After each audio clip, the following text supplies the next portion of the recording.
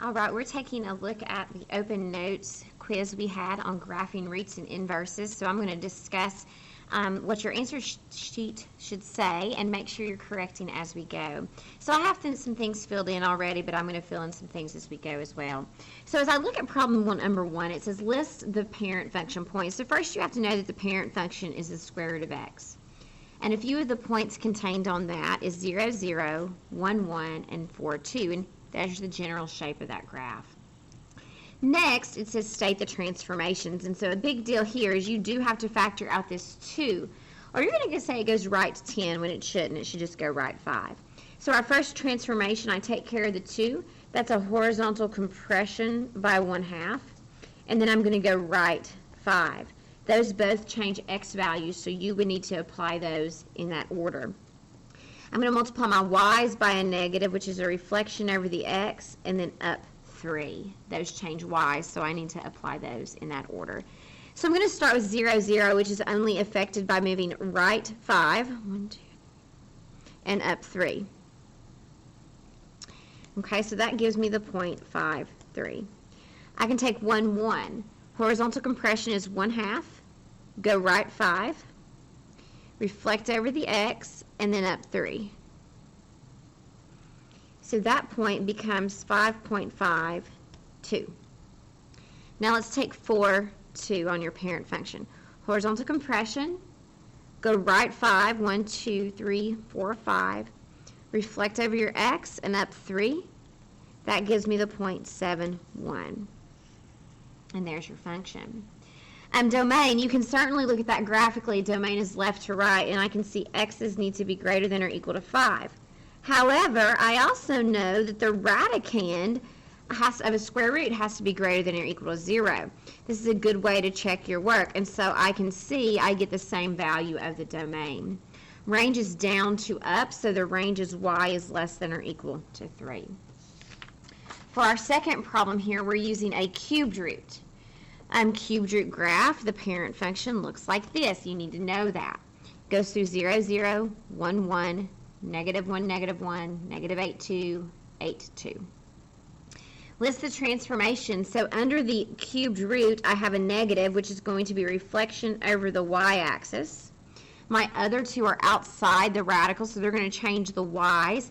I have a vertical stretch by 2 and down 6.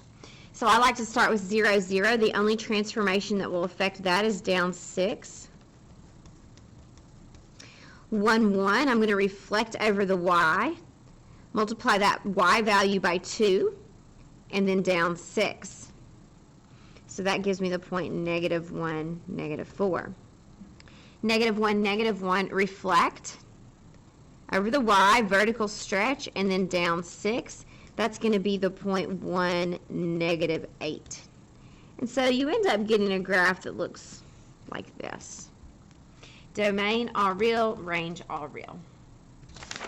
All right, let's turn the page. I am going to graph this. This is the square root function. Move left 3 with a vertical stretch of 2. That's going to help me get domain and range. So I'm going to start with 0, 0 and go left 3.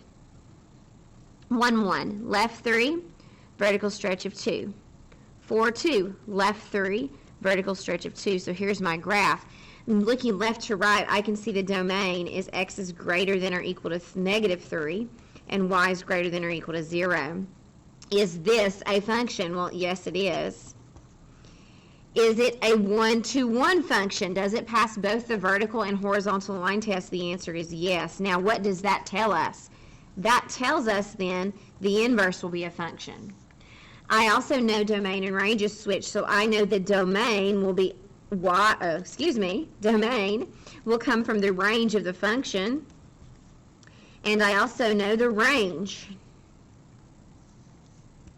Okay, algebraically, I'm going to switch x and y.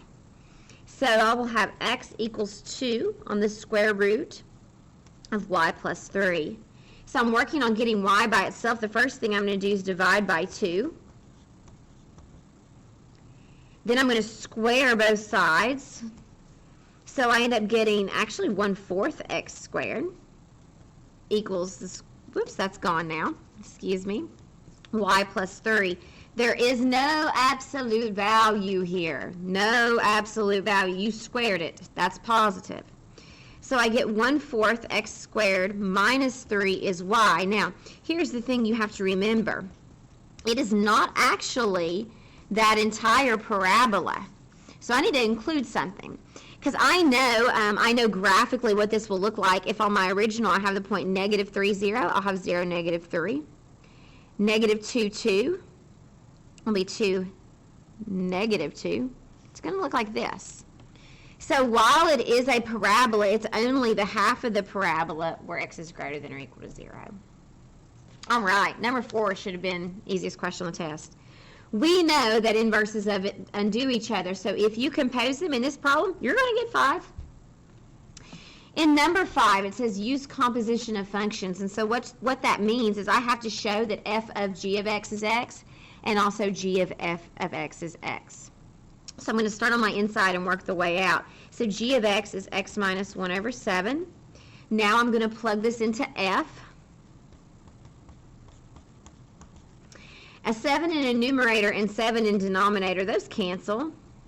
So I end up with x minus 1 plus 1, which is x. That works out. Start on the inside, work my way out. So on the inside this time, 7x plus 1. Plug that in everywhere I see an x. Plus 1 minus 1, those cancel. And then 7 divided by 7 is also x. So that checks out.